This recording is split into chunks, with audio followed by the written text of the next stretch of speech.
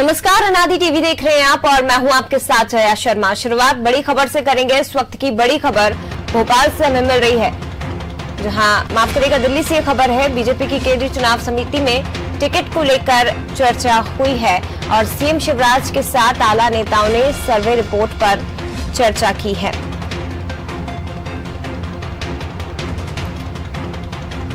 तो आपको बता दें कि आला नेताओं ने बीजेपी के आला नेताओं ने टिकट को लेकर चर्चा की है। सीएम शिवराज के साथ आला नेताओं ने सर्वे रिपोर्ट पर चर्चा की। सिंधिया समर्थक संभावित प्रत्याशियों में से कुछ की स्थिति बेहद चिंताजनक बताई जा रही है। पार्टी टिकट देने के फैसले पर सिंधिया की फाइनल राय का इंतजार कर रही है।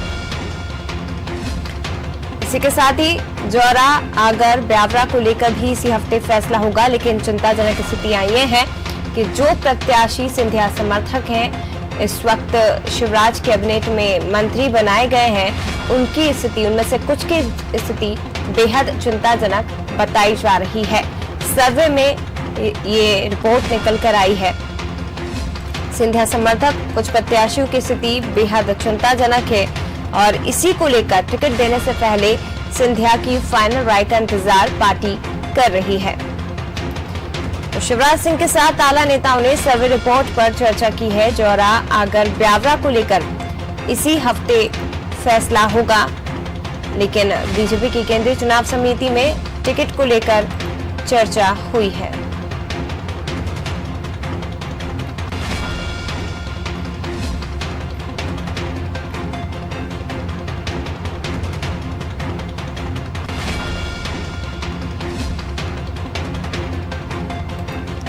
तो ये बड़ी खबर इस वक्त आपको दिल्ली से बता रहे हैं और इसी हफ्ते बीजेपी अपने प्रत्याशियों का नाम सार्वजनिक कर सकती है। जल्द ही लिस्ट सार्वजनिक की जा सकती है और इसी की तैयारियों में बीजेपी लगातार जुटी हुई है।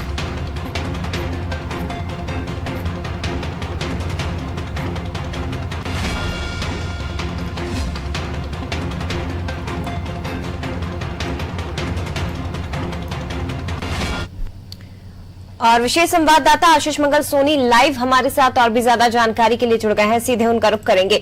आशीष जी, सबसे पहले तो आपसे यही जानना चाहेंगे कि सर्वे रिपोर्ट पर दिल्ली में चर्चा हुई है। सर्वे रिपोर्ट में कई ऐसे सिंधिया समर्थक हैं जिनकी स्थिति चिंताजनक बताई जा रही है।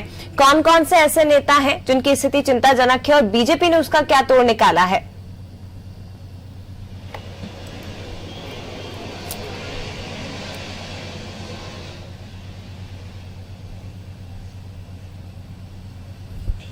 देखिए, मध्य प्रदेश के मुख्यमंत्री शिवराज सिंह चौहान कल दिल्ली पहुंचे थे और बीजेपी की केंद्रीय चुनाव समिति की बैठक में शामिल हुए हैं।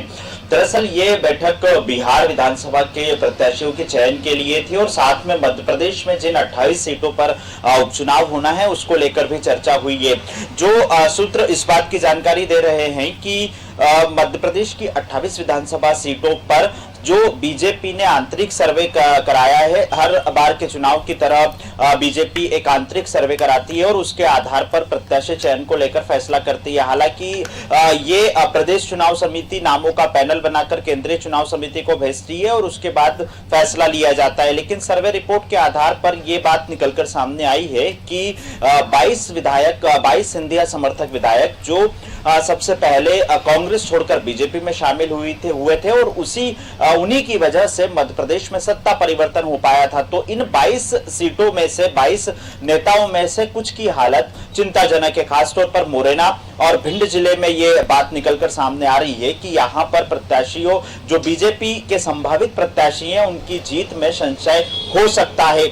इसी के लिए ये सर्वे रिपोर्ट भी केंद्रीय चुनाव समिति के द्वारा ज्योतिरादित्य सिंधिया से भी चर्चा की गई, उनको भी दी गई है। हालांकि अंतिम फैसला ज्योतिरादित्य सिंधिया को लेना है। पार्टी ने जिस वादे के साथ इन 22 विधायकों को बीजेपी में शामिल कराया था, तो संभवतः ये कयास जरूर लगाए जा रहे हैं कि बीजेपी इसमें टिकट नहीं बदलेगी, लेकिन अंतिम स्तर पर यदि सिंधिया कोई फैसला लेते हैं तो बीजेपी उस पर विचार करके आगे फैसला ले सकती है। इसके अलावा जो 3 सीटें हैं जिसमें बड़ा मलहरा, मानधाता और नेपानगर ये तीन सीटों के लिए भी चर्चा हुई है। यहां से भी जो तीनों कांग्रेसी नेता थे अब बीजेपी में शामिल हो गए, चाहे वो प्रद्युम्न लोधी, नारायण पटेल या सुमित्रा कास्डेकर हो। और इन तीनों सीटों के अलावा 3 सीटें जो निवृत्त विधायकों के निधन के कारण खाली हुई है, जोरा, आगरमालवा और ब्यावरा, इन सीटों को लेकर भी चर्चा हुई है और संभावना यही लगाई जा रही है कि इसी हफ्ते बीजेपी अपने 28 उम्मीदवारों के नाम का ऐलान कर देंगी।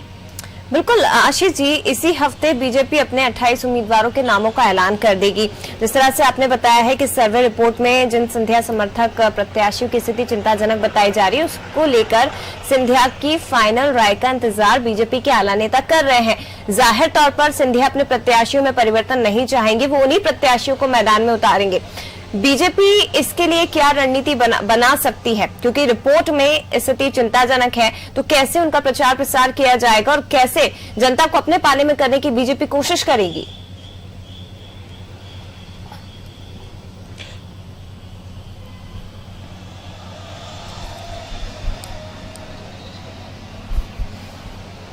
बिल्कुल सही कहा जया आपने कि सिंधिया नहीं चाहेंगे कि इन सीटों पर प्रत्याशियों में संभावित प्रत्याशियों के जो नाम है उसमें कोई बदलाव हो। और यही वजह रही कि 2 अक्टूबर से 15 अक्टूबर तक बीजेपी मंडल स्तर पर कार्यकर्ता सम्मेलन का आयोजन कर रही है और संभावना अब ये भी जता रही है कि ज्योतिरादित्य सिंधिया मंडल स्तर पर जाकर कार्यकर्ताओं से मुलाकात करेंगे। हालांकि ज्योतिरादित्य सिंधिया अब तक जिन विधानसभा क्षेत्रों में प्रचार के लिए पहुंचे हैं, वहां ज्यादातर विधानसभाओं में मुख्यमंत्री शिवराज सिंह चौहान के साथ पहुंचे हैं, बड़ी सभा को संबोधित किया है। लेकिन अब मंडल स्तर पर ज्योतिरादित्य सिंधिया पहुंचने वाले हैं। जो बीजेपी जिस तरह से प्रचार की रणनीति बना रही है, तो ये प्रत्याशी जो सर्वे रिपोर्ट में जिन प्रत्याशियों की स्थिति बेहद चिंताजनक आई है, उनके लिए यही विकल्प फिलहाल बीजेपी के पास है कि ज्योतिरादित्य सिंधिया ग्वालियर चंबल संभाग में मंडल स्तर तक पहुंचे और कार्यकर्ताओं से सीधा संवाद करे। समन्वय का काम जो बीजेपी के अलग अलग नेता देख रहे हैं, उनको इस बात की जिम्मेदारी दी गई है कि यदि कोई नाराज कार्यकर्ता है तो उससे चर्चा करे और जो कांग्रेस छोड़कर बीजेपी में आए हुए कार्यकर्ता है उनसे भी चर्चा करे। तो ऐसे में ये कयास जरूर लगाए जा रहे हैं जया कि यदि ज्योतिरादित्य सिंधिया मंडल स्तर पर जाते हैं तो हो सकता है कि स्थानीय स्तर पर जिस प्रत्याशी की जीतने की संभावना बेहद कम बताई जा रही है, सिंधिया अपने समर्थकों के साथ वहां पर बीजेपी के लिए प्रचार करें। बिल्कुल, तो यानी कि जिन सीटों पर इस वक्त सर्वे रिपोर्ट में सिंधिया समर्थक प्रत्याशी जो हैं, स्थिति उनकी थोड़ी सी डामाडोल बताई जा रही है, चिंताजनक बताई जा रही है, तो इसको लेकर कमान भी ज्योतिरादित्य सिंधिया को ही सौंपी गई है कि वो बूथ और मंडल स्तर तक जाए और प्रत्याशियों का प्रचार प्रसार करे। लेकिन आने वाले समय में, आने वाले वक्त में ये पता चलेगा कि जो रिपोर्ट में आया है वो कितना सही है या जनता का मन कितना बदलता हुआ दिखाई देता है। मैं लौटूंगी आपके पास, आशीष जी बने रहेगा।